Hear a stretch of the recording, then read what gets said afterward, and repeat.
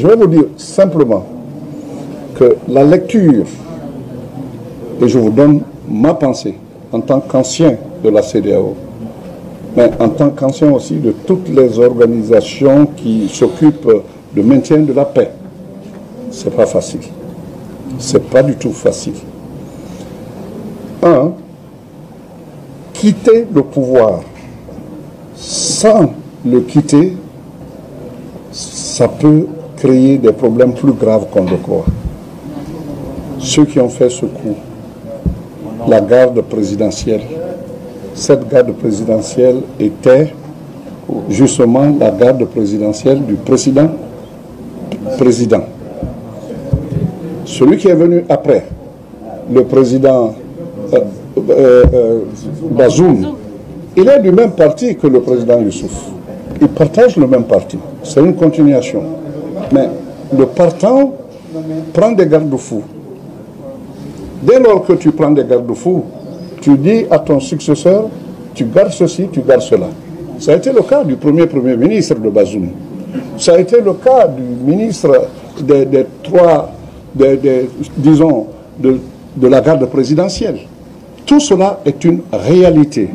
Maintenant qu'il y a eu des anicroches entre la garde présidentielle et le président Bazoum, une fois, deux fois, trois fois, il voulait s'en débarrasser, ça n'a pas marché, parce qu'il y avait comme une sorte d'épée de Damoclès, et ceux qui allaient sans dire, c'était à qui tirerait le premier.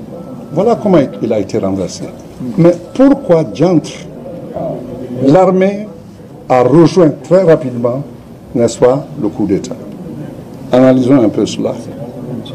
Analysons cela, et quand on analyse ça, on verra encore des profondeurs de cette crise. Quant à la CEDEAO, soyez sûrs que les méthodes sont rodées là-bas, étaient rodées, disons.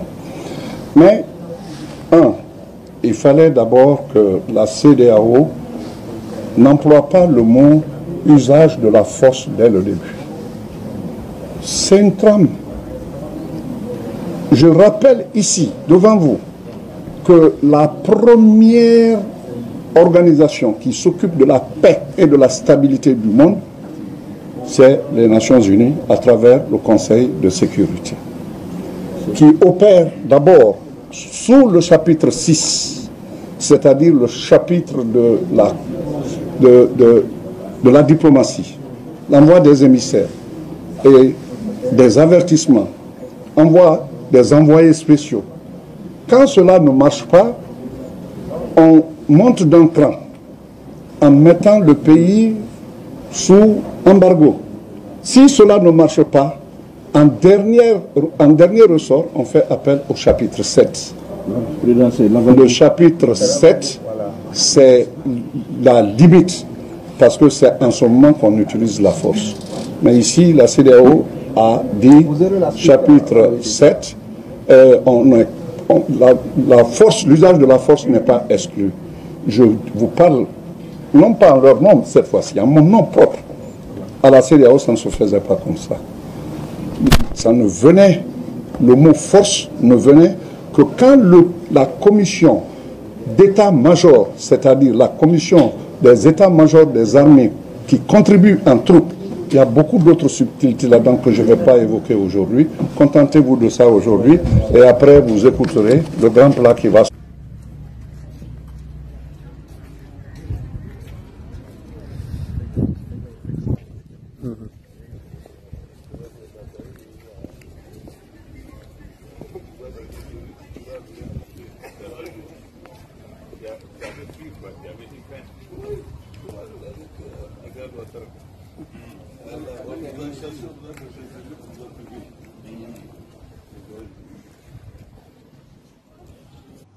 Le général Abdraman Tiami dit à Bazoum, tu viens de commettre une erreur. Tu n'aurais pas dû révoquer le chef d'état-major. Bazoum dit niet. Il n'a rien dit. Il est parti. Mais avant, Bazoum avait déjà libéré une première fois des chefs terroristes lourdement armés qui ont été appréhendés par les forces de défense et de sécurité du Niger au prix des sacrifices ultimes. Là où des Nigériens sont morts pour qu'on puisse arrêter ces terroristes, Bazoum les a libérés. Au motif que ce sont ses alliés, ses partenaires. Ses alliés dans quel sens? Ses partenaires dans quel sens? Moi, je ne mens pas. C'est le général Tiami qui a dit devant le monde entier. On a ça avec nous ici. Il dit, ce sont mes alliés. C'est ce que Bazoum lui a dit. Quel genre d'allié? Quel genre d'alliance un président d'un État soi-disant indépendant peut avoir avec des terroristes? Ah oui, parce que la France a été chassée du Mali. La France n'ayant pas accepté, la France ayant élu domicile au Niger, je vous en prie, écoutez sérieusement, peuple du Niger. Quel genre d'alliance Bazoum pouvait-il avoir avec des terroristes? Au point de défier l'armée nigérienne, les forces de défense et de sécurité et plus la garde présidentielle. Ne le faites pas, monsieur le président. Il est passé outre, il les a libérés. Parce que la France chassée du Mali n'a pas accepté. Voilà pourquoi la médiation du Tchad, nous savons que c'était une médiation vouée à l'échec. On a dit à un moment, on a reçu un vocal et je l'ai partagé. J'ai fait un direct là-dessus. On nous a appelés du Niger pour nous dire qu'il y a un contingent de militaires tchadiens qui sont entrés au Niger. Et ils se sont dirigés vers le Burkina. C'était juste avant que le fils de Dibi libère les soi-disant rebelles qui auraient tué son père.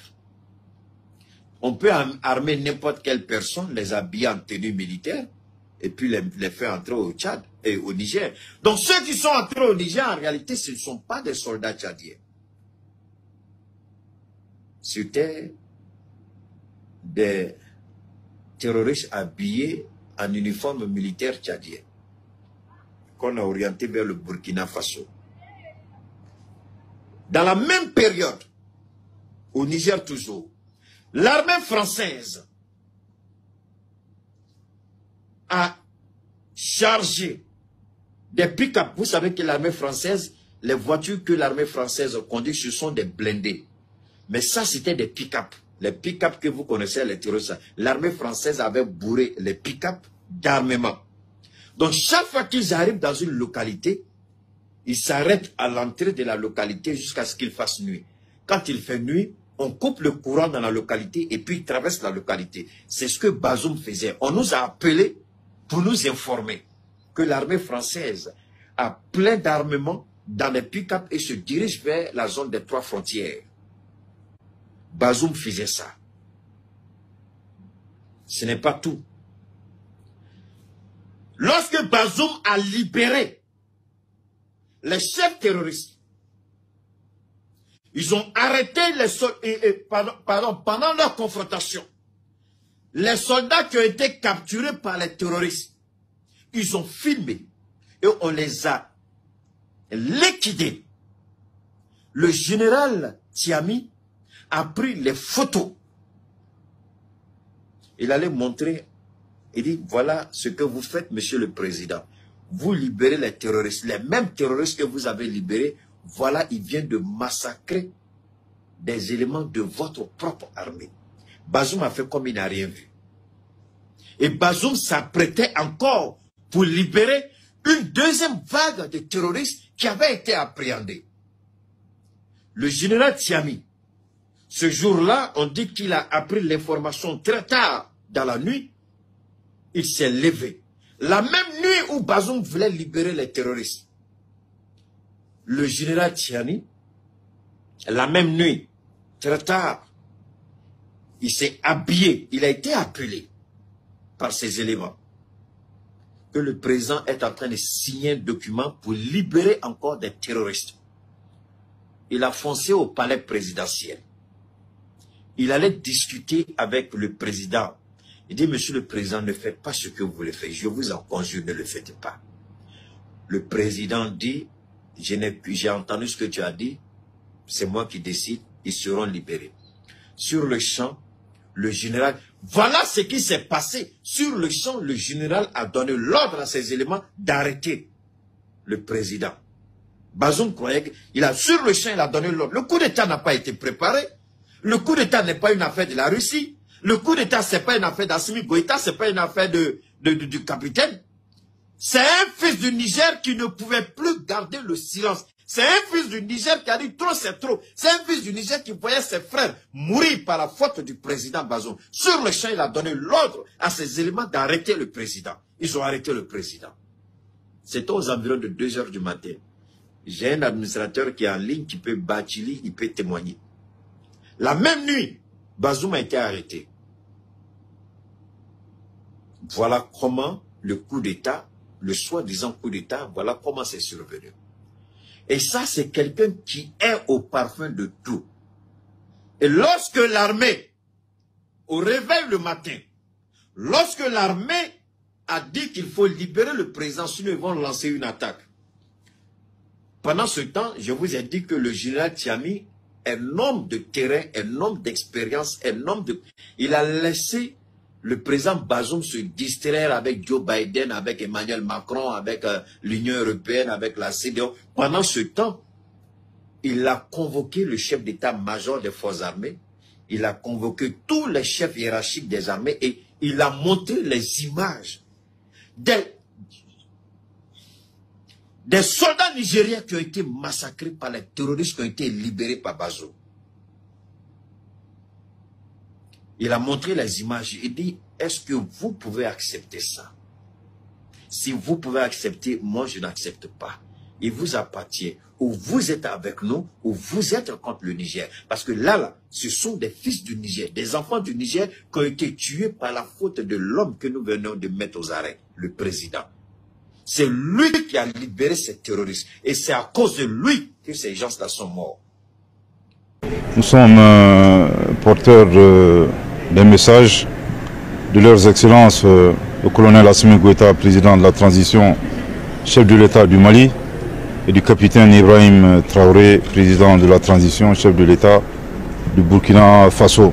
Message destiné au président du Conseil national pour la sauvegarde de la patrie, le général Tchani, ainsi qu'à l'ensemble du peuple frère du Niger, que nous remercions tous pour cet accueil très chaleureux et très convivial.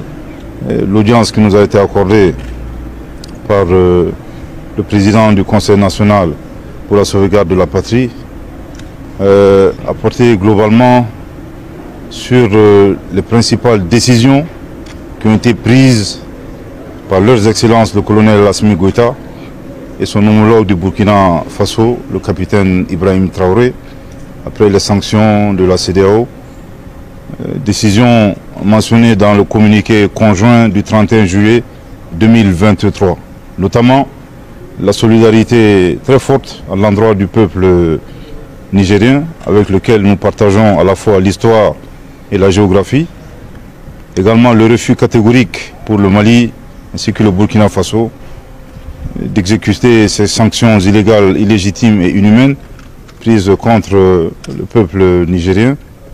Et enfin, le plus important, c'est réitérer la participation active, effective et pleine du Mali et du Burkina Faso aux opérations de légitime défense en cas d'agression de la CEDEAO contre le Niger.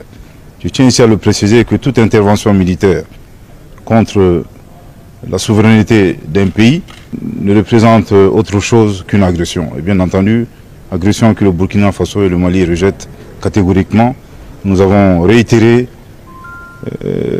bien entendu, la décision du président Goïta et du président Traoré de participer pleinement aux opérations de légitime défense aux côtés des forces de défense et de sécurité du Niger. Ce sont des décisions mûrement réfléchies. Je tiens ici à rappeler que ça fait plus de 10 ans que le Burkina Faso, le Mali et le Niger géreront les conséquences négatives, conséquences socio-économiques, conséquences sécuritaires, conséquences politiques, conséquences humanitaires de l'aventure hasardeuse de l'OTAN en Libye. Bien entendu, se pose la question, si ça nous a pris 10 ans, accepter encore une autre aventure de la même nature au Niger nous prendrait combien d'années? on ne sait pas, 20 ans, 30 ans, 40 ans, 50 ans. Une chose est sûre, le président Goïta et le président Traoré ont clairement dit non, non et non. Nous n'accepterons pas d'intervention militaire au Niger. Il en va de notre survie. Et bien entendu, les chefs d'État du Mali et du Burkina ont pris la ferme décision de laisser des actifs et non des passifs aux générations futures. À l'endroit de la CEDEAO, nous avons deux messages. Le premier message, c'est que nous leur demandons très clairement de cesser d'affamer nos peuples. Nous n'avons pas besoin de sanctions. Je pense qu'il y a énormément accès de souffrance que nos populations traversent. Le deuxième message, qui est également un message important, nous apprécions bien les ultimatums. Je pense que la CEDEAO se trompe lourdement de destinataire. Il faudra adresser ces ultimatums au groupe terroriste. Et ça fait 10 ans que nous attendons cela. Je pense que nous serons très heureux pour une fois que ces ultimatums soient adressés au groupe terroriste. Ensuite, à l'endroit du peuple frère du Niger, ce sont des moments difficiles. Le Mali et le Burkina Faso ont traversé des épreuves similaires. Nous tenons à leur rassurer très fermement de notre soutien et de notre solidarité. Et restons résilients et stoïques, pour reprendre les propos de son Excellence le colonel Assimi Goïta. Tout ce qui est substantiel et positif ne peut s'obtenir dans la facilité. Et s'il plaît à Dieu, nous vaincrons. Les sanctions contre le peuple du Niger risquent d'amener ce pays-là et ce peuple à se liguer avec le régime actuel contre les autres peuples de la sous-région et amener une situation qui peut ne pas être favorable pour l'entente entre les peuples de la sous-région. Mais au-delà, elle risque de renforcer la rébellion à contrario. Parce que cette série extrêmement dure de sanctions va priver l'État du Niger de ses moyens de riposte face à la rébellion. Mais je voudrais également dire que notre adhésion à la CEDEAO, qui s'est faite sans que le peuple ait été consulté à travers un référendum, ne signifie pas un blanc-seing accordé à des chefs d'État, à un syndicat de chefs d'État, pour décider d'amener une des guerres qui risque d'être les plus meurtrières dans la sous-région, qui risque de scinder la sous-région en deux parties. D'un côté, des États qui seraient favorables au Niger et à son régime actuel, et de l'autre, des États qui seraient contre. Et cette intervention ne pourrait pas se faire sans l'appui et l'assistance des pays autres, des puissances occidentales en particulier, ce qui risque de renforcer la haine déjà vivace des pays et des peuples de cette sous-région vis-à-vis de l'Occident. Alors, puisque nous en sommes à la deuxième session extraordinaire, mesdames, messieurs les députés, je pense qu'il est de notre responsabilité en tant que représentants du peuple de pouvoir se saisir de cette question. Il ne nous coûte rien d'en débattre. Il ne nous coûte rien d'inviter nos différents chefs d'État, en particulier le chef d'État du Sénégal, à ne pas engager le pays sans l'adhésion du peuple sénégalais et sans l'adhésion de sa représentation nationale à ce qui est en train de se préparer au Niger, qui déjà risque d'avoir des répercussions sur la communauté sénégalaise et les autres communautés émigrées dans les pays d'émigration que sont le Niger, le Burkina, le Mali, etc., la Guinée. Nous sommes très nombreux en tant que Sénégalais à être présents dans ces pays-là. Et nous ne pouvons pas risquer la sécurité et les intérêts de nos populations pour aller soutenir contre le peuple nigérien qui déjà fait face et qui déjà est derrière son régime, le régime putschiste. Nous ne pouvons pas nous risquer dans une aventure dont nous n'avons d'ailleurs pas les moyens. Mesdames, Messieurs les députés, c'est à vous que je m'adresse. Nous disons que nous sommes les représentants du peuple. Le peuple du Sénégal, qui est un peuple de dialogue, qui est un peuple de débat et de discussion, devrait, à travers ses représentants, son État, engager, se positionner plutôt en faiseur de paix. Comme on a essayé de se positionner en Ukraine et en Russie, on ne peut pas faire moins dans la CEDEAO. Notre chef d'État, notre État ne peut pas faire moins que d'essayer d'engager un dialogue plutôt que dès le départ de prendre une option qui est impossible Parce que si le Nigeria demain, qui est champion du monde des coups d'État, si demain il y avait, on ne le souhaite pas, une telle situation, envisageons-nous d'aller faire l'aventure au Nigeria? Envisagerions-nous de faire cette aventure à la Côte d'Ivoire? Ou y aurait-il deux poids, deux mesures, des États dits faibles contre qui on peut agiter la carotte, le bâton, et des États forts contre qui on peut agiter que la carotte? Communiqué numéro 25. Le Conseil national pour la sauvegarde de la patrie tient à informer l'opinion nationale et internationale des événements d'une extrême gravité qui sont en cours au Niger, du fait du comportement des forces françaises sur notre territoire et de leurs complices. En effet, ce jour 9 août 2023, aux environs de 6h30 du matin, la position de la garde nationale du Niger de Bourkou-Bourkou, 30 km du site aurifère de Samira, a fait l'objet d'une attaque. À cet instant, le bilan n'est pas encore établi. Toutefois, pour rappel, à travers une communication directe avec les partenaires occidentaux, le comportement des forces françaises a été fustigé pour avoir, d'une façon unilatérale, libéré des éléments terroristes prisonniers. Ces derniers ont été regroupés dans une vallée du village de Fitili, 28 km nord-ouest de Yatakala, où une réunion de planification s'est tenue dans l'objectif d'attaquer des positions militaires dans la zone des 3 frontières. Ces chefs d'éléments terroristes libérés, au nombre de 16, ont été appréhendés dans 3 opérations, dont 2 en territoire nigérien. Le 15 juin 2023, à Yessi, 38 km de Bankilare, ayant conduit à l'arrestation de 3 terroristes. Le 16 juin 2023, à Makarma, ayant conduit à l'arrestation de 5 terroristes. Le 7 juillet 2023, à Atissan, 15 km ouest Ouroura, 45 km nord-ouest Ayerou, en territoire malien, ayant conduit à l'arrestation de 9 terroristes. Toujours dans leur volonté manifeste de déstabilisation, ces forces françaises ont fait décoller ce jour 9 août 2023 un avion militaire de type A400M de N'Djamena à 6h01 locale. Cet aéronef a volontairement coupé tout contact avec le contrôle aérien à l'entrée de notre espace de 6h